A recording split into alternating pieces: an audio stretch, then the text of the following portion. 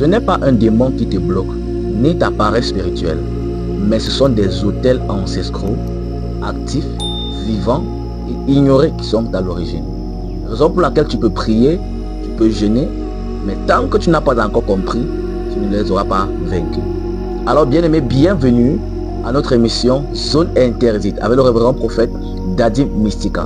Alors sans plus tarder, abonne-toi à la page, like la vidéo, partage et rassure-toi d'être le premier commentaire. Alors assieds-toi confortablement et démarrons.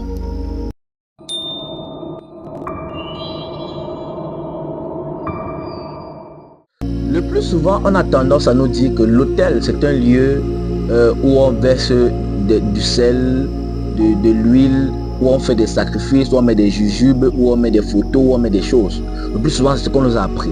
Mais l'autel ne se limite pas qu'à cela. Est-ce qu'on se comprend?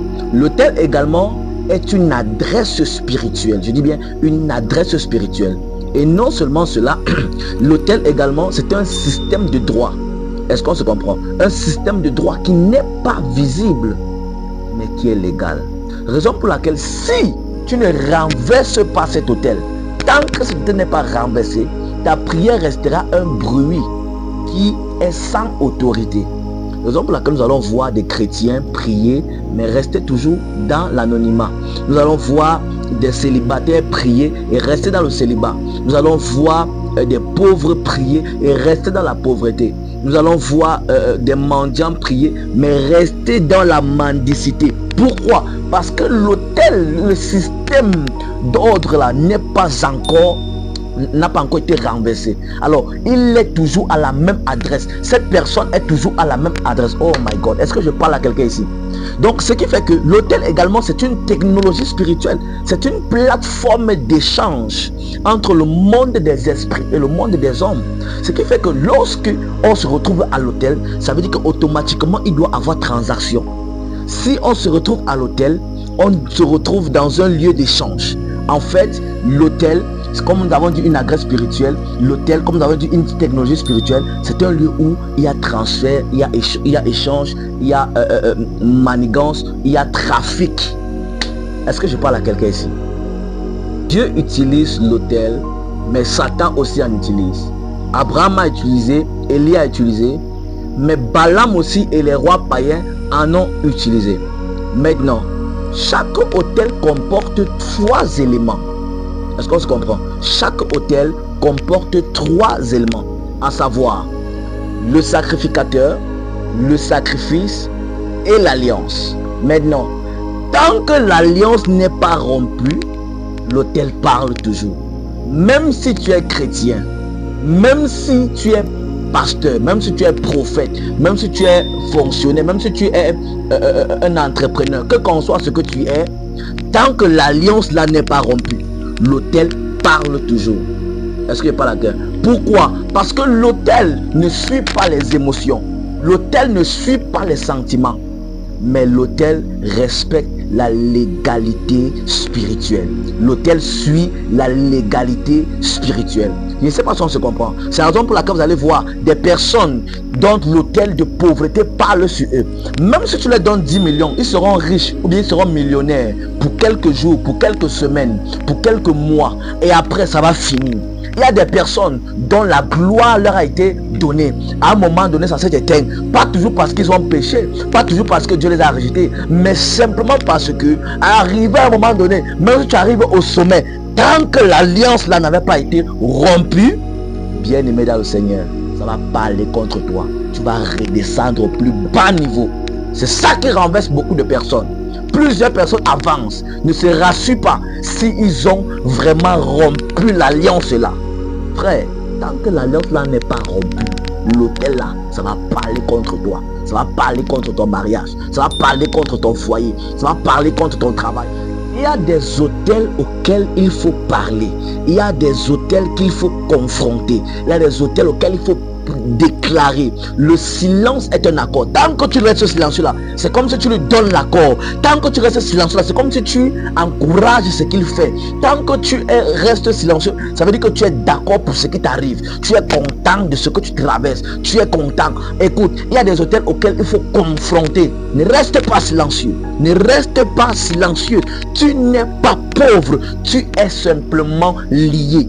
Est-ce que je parle à Gazi? My God. Tu n'es pas pauvre, tu es lié. Tu n'es pas stérile. Tu es simplement réclamé là où tu es là. Tu n'es pas invisible. Jamais de la vie. Tu n'es pas invisible. Je refuse de te dire ça. Mais c'est simplement effacé dans le registre spirituel par l'autel de famille. Je dis bien par l'autel de famille. Tu es né dans une dette spirituelle, bien aimé. Tu es né dans une... Je ne sais pas à qui je parle, mais écoute-moi. Tu es né dans une dette spirituelle. Une dette spirituelle. Tu dois maintenant le renverser. Tu dois maintenant le renverser par quoi? Par un autel supérieur. Je dis bien, cette alliance doit être rompue et tu dois renverser cet autel par un autel supérieur. Et ce soir, je passe par ce canal, Labra Lavazaya, pour aider quelqu'un. Pour aider quelqu'un à sortir de cette dette spirituelle. À partir d'aujourd'hui, je prophétise sur ta vie. Tu sortiras de cette dette spirituelle au nom puissant de Jésus-Christ. Maintenant, comment sortir de cet hôtel? Comment se déconnecter de cet hôtel? Comment changer cette adresse? Comment renverser cet hôtel? Première chose, il te faut la révélation. Demande à Dieu, Seigneur, quel est l'hôtel de ma lignée familiale? Quel est l'hôtel qui détruit ma famille? Quel est l'hôtel? Peut-être c'est l'inceste, peut-être c'est la polygamie, peut-être c'est le fétichisme, peut-être c'est les pactes, peut-être c'est la prostitution. Il y en a autant. Demande à Dieu, Seigneur, quel est l'hôtel de ma famille? Qu'est-ce qui se passe chez moi? Deuxième des choses, la repentance de la lignée. Tu dois confesser au nom de ta famille. Daniel en a fait. Tu dois confesser au nom de ta famille. Confesse. C'est la deuxième des choses. Tu dois confesser. Est-ce qu'il n'y a pas la question? Troisièmement, tu dois renoncer. Tu dois renoncer à cela. Tu dois parler à l'hôtel là. Je refuse de vous appartenir. Je refuse d'être parmi les vôtres. Je refuse que vous ayez un impact sur moi. Déconnecte-toi. Parle à cet hôtel. Tu dois déclarer des choses. Déclarer des paroles de déconnexion. Déclarer des choses. En fait, tu dois avouer que tu ne les appartiennes plus. Ça, c'est la troisième chose. Quatrième chose, l'hôtel de remplacement. Mon ami, my God. Tu dois élever un autre hôtel.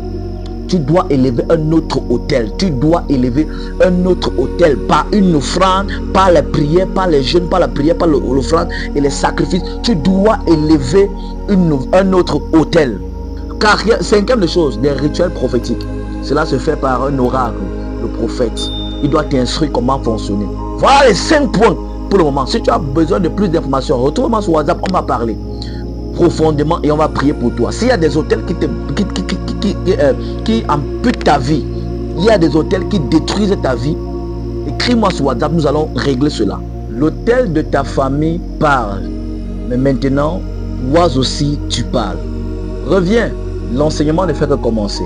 Nous allons vivre des expériences surnaturelles avec le Saint-Esprit, avec la présence de Jésus, avec la lumière de l'écriture, et les choses profondes vont commencer.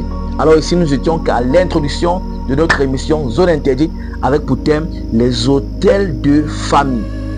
Que la main de Dieu soit sur toi. J'espère que tu es béni. Shalom. N'oublie pas, abonne-toi, partage, like la vidéo. Et si tu as été béni, dis en commentaire, j'ai été béni. Shalom.